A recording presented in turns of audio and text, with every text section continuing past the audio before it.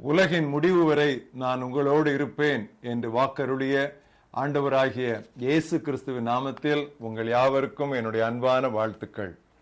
இந்த நாளின் தியானத்தின் தலைப்பு துணிவே துணை, கரேஜ் அகெயின்ஸ்ட் ஃபியர். வாசிக்க வேண்டிய பகுதி 2 நாளாகமும் 32ஆம் அத்தியாயம் முதல் 8 வசனங்கள். இந்த காரியங்கள் நடந்தேறி வருகையில் அசீரியா ராஜாவாகிய சனகரிப் வந்து யூதாவுக்குள் பிரவேசித்து அரணான பட்டணங்களுக்கு எதிராக பாளையம் இறங்கி அவைகளை தன் வசமாக்கிக் கொள்ள நினைத்தான். சனகரிப் வந்து எருசலேமின் மேல் யுத்தம் பண்ண நோக்கம் கொண்டிருப்பதை எசேக்கியா கண்டபோது நகரத்துக்கு புறம்பே இருக்கிற ஊற்றுக்களை தூர்த்து போட தன் பிரபுக்களோடும் தன் பராக்கிரமசாலிகளோடும் ஆலோசனை பண்ணினான். அதற்கு அவர்கள் உதவியாயிருந்தார்கள். அசீரியா ராஜாக்கள் வந்து அதிக தண்ணீரை கண்டுபிடிப்பானேன் என்று சொல்லி அநேகம் ஜனங்கள் கூடி எல்லா ஊற்றுக்களையும் நாட்டின் நடுவில் பாயும் ஓடைகளையும் தூர்த்து போட்டார்கள்.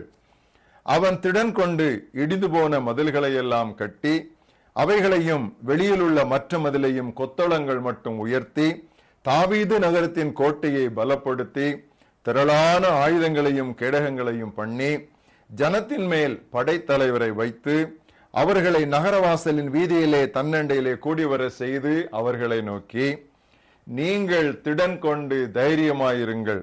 அசீரியா ராஜாவுக்கும் அவனோடு இருக்கிற ஏராளமான கூட்டத்திற்கும் பயப்படாமலும் கலங்காமலும் இருங்கள். அவனோடு இருக்கிறவர்களை பார்க்கிலும் நம்மோடு இருக்கிறவர்கள் அதிகம். அவனோடு இருக்கிறது மாம்ச புயம். நமக்கு துணை நின்று நம்முடைய யுத்தங்களை நடத்த நம்மோடு இருக்கிறவர் நம்முடைய தேவனாகிய கர்த்தர் தானே என்று சொல்லி அவர்களை தேற்றினான். யூதாவின் ராஜாவாகிய எசேக்கியா சொன்ன இந்த வார்த்தைகளின் மேல் மக்கள் நம்பிக்கை வைத்தார்கள். இன்றைய மனப்பாட வசனம் எபிரேயர் 10ஆம் அத்தியாயம் 35ஆம் வசனம். மிகுந்த பலனுக்கு ஏதுவான உங்கள் தைரியத்தை விட்டு விடாதிருங்கள். Do not cast away your confidence which has a great reward. அரண்டவனுக்கு இருண்டதெல்லாம் பேய் என்பார்கள். தைரியத்திற்கு எதிர்ப்பதம் பயம் என்று நாம் சொல்ல தேவையில்லை. ஏன் நமக்கு பயம் வருகிறது, அதை எப்படி மேற்கொள்ளலாம் என்று சொல்லி வேத வெளிச்சத்திலே ஒரு சில காரியங்களை இன்று நாம் கவனிப்போம். பயத்திற்கான சில காரணங்களை முதலாவது உற்று நோக்குவோம். இஸ்ரவேல் தலைவர்களில் சிலர் கானான் நாட்டை சுற்றி வேவு பார்த்து வரும்படி யோசுவா கர்த்தரின் விருப்பப்படி அனுப்பி வைத்தார். அங்கு நன்மையான காரியங்கள் பல காணப்பட்டாலும் அங்கே குடியிருக்கும் அரக்கர் போன்ற மனிதர்களை கண்டு ஒரு சிலர் பயந்தார்கள். அவர்களுடைய பயத்திற்கு காரணம் அல்லது அவர்களுடைய தைரியமின்மைக்கு காரணம் அந்த ராட்சதர்கள் அல்ல, மாறாக கடவுள் மீது அவர்களுக்கு இருந்த நம்பிக்கையின்மையும் அவிசுவாசமுமே. சில வேளைகளில் உடல் பலத்தை நம்புவதும் கூட, நாம் பெற்ற அபிஷேகத்தை இழந்து போவதும் கூட தைரியமின்மையையும் பயத்தையும் கொண்டு வரும். உதாரணமாக சவுல் அபிஷேகம் இழந்தான். கோலியாத்திற்கும் பெலிஸ்தியருடைய படைகளுக்கும் அவன் பயந்தான். இன்னும் அநேகருக்கு புகழ் நாட்டமே தங்களுடைய வாழ்க்கையில் தலை தூக்கி இருக்குமானால் இது நமக்கு கிடைக்குமோ கிடைக்காமல் போய்விடுமோ என்கிற பயமே அவர்களை ஆட்டி படைத்து ஒரு வழியாக்கிவிடும். எனவேதான் யோவான் 12ஆம் அத்தியாயத்திலே நான் வாசிக்கிறோம், பரிசேயருக்கு பயந்து ஜெபாலய தலைவர்கள் இயேசு கிறிஸ்துவை விசுவாசித்ததை அறிக்கை பண்ண தவறினார்கள் என்று பார்க்கிறோம். இந்த பயத்தினால் ஏற்படும் விளைவுகள் 1-2 அல்ல. பயத்தினால் ஏற்படுவது எல்லாமே தீய விளைவுகள் தான்.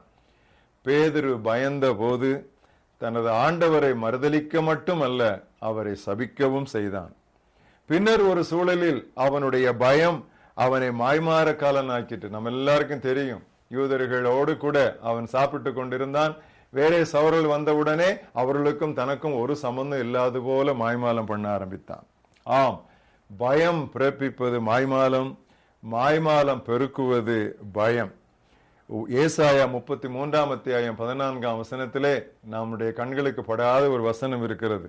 மாயக்காரரை நடுக்கம் பிடிக்கிறது. நாம் மாய்மாலம் பண்ண ஆரம்பித்தாலே நம்மை அறியாமல் நம்முடைய இருதயத்தின் ஆழத்திலே பயம் அது வீடு பிடித்து விடும். உபாகமம் 20:8 பயங்காளிகளும் திடனற்றவர்களும் தங்கள் சகோதரன் இருதயத்தை கரைந்து போக பண்ணினார்கள் என்று பார்க்கிறோம். பயமுள்ள ஒரு ஆள் ஒரு கூட்டத்தில் இருந்தால் அந்த பயம் எல்லாருக்கும் பரவிவிடும். ஆம், கோழையான மனிதன் உடனிருப்போரையும் அவன் கலங்க பண்ணுகிறான். தான் பயப்படுவது மட்டுமல்ல, மற்றவர்களையும் பயத்தின் வழியிலே அவன் நடத்தி விடுகிறான். எல்லாவற்றுக்கும் மேலாக பயப்படுகிறவர்களுக்கு நரகமே கிடைக்கிறது என்று வெளிப்படுத்தல் 21:8 வாசிக்கிறோம். அதில் முக்கியமான ஒரு காரியம் என்னவென்றால், நரகத்திற்கு பங்காளிகள் யார் என்று பட்டியலிடும் பொழுது பயப்படுகிறவர்கள் தான் முதலாவது சொல்லப்பட்டிருக்கின்றனர். அந்த வரிசையில் முதலாவது வருவது பயப்படுபவர்கள் தான். நீதிமானோ சிங்கத்தை போல் தைரியமாயிருக்கிறான் என்று நீதிமொழிகள் 28:1 வாசிக்கிறோம். ஏன்? அவனுடைய மனசாட்சி சுத்தமாக இருக்கிறது. மனசாட்சி சுத்தமாக இருக்கும் பொழுது பயத்திற்கு அங்கு இடம் இல்லை. அவன் தைரியமாக இருப்பான். அவனுக்கு எந்த விதமான தயக்கமும் ஒருபோதும் அவனை ஆட்டி படைக்காது.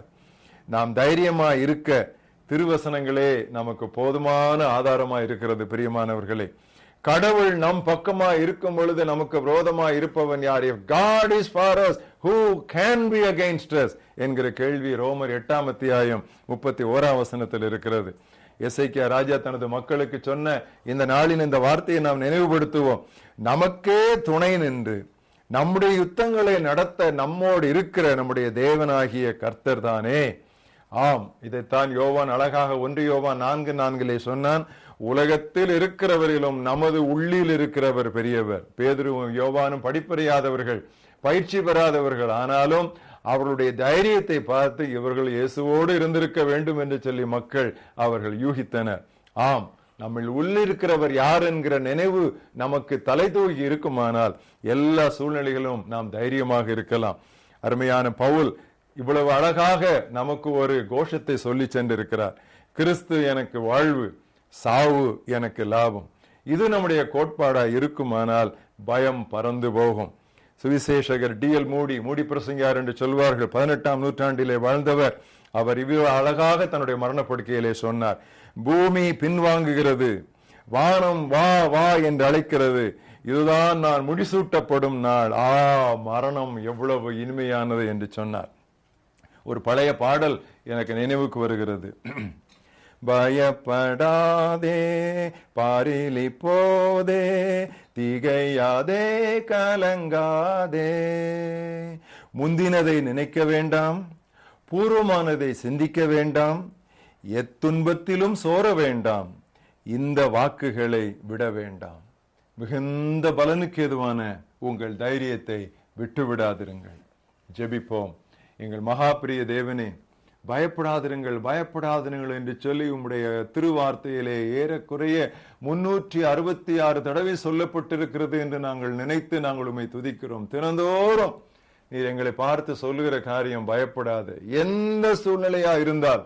ஏனென்றால் கர்த்தாவே, எல்லா காரியங்களையும் அரசாளுகிறவர், ஆண்டு நடத்துகிறவர், கைக்குள்ளே வைத்திருக்கிறவர் எங்களுடைய தேவனாகிய கர்த்தராகிய நீர்தான். நீர் அறியா யாதும் நேரிடாது. தலைமுடியெல்லாம் நீர் எண்ணினீரே, நாங்கள் உமக்கு நன்றி சொல்லுகிறோம். தேவையற்ற பயத்தை எங்கள் இருதயத்திலிருந்து புறம்பே தள்ளும். பூரண அன்பினால் நீர் எங்களை நிரப்பி பயத்தை புறம்பே தள்ளியருளும். எங்கள் வாழ்க்கையிலே நாங்கள் உற்சாகத்தோடு தைரியத்தோடு இருப்போமானால் இன்னும் எவ்வளவோ காரியங்களை நாங்கள் சாதிக்க முடியும். கர்த்தாவே, இந்த நாளிலே மரண பயத்தில் வாழ்நாள் முழுவதும் வாடிக்கொண்டிருக்கிறவர்களை விடுதலையாக்கும்படி வெளிவந்த உம்முடைய குமாரனாகிய இயேசு கிறிஸ்துவின் நாமத்தில் நாங்கள் உம்முடைய சமூகத்திலே இருந்து இந்த தைரியத்தை நாங்கள் பெற்றுக்கொள்கிறோம். இந்த தைரியத்தை நாங்கள் விட்டுவிடாதிருக்க கர்த்தர் எங்களுக்கு மன திடத்தை தர வேண்டும் என்று நாங்கள் ஜெபிக்கிறோம். இயேசு கிறிஸ்துவின் நாமத்தில் ஜெபம் கேளும் எங்கள் ஜீவனுள்ள பிதாவே, ஆமென்.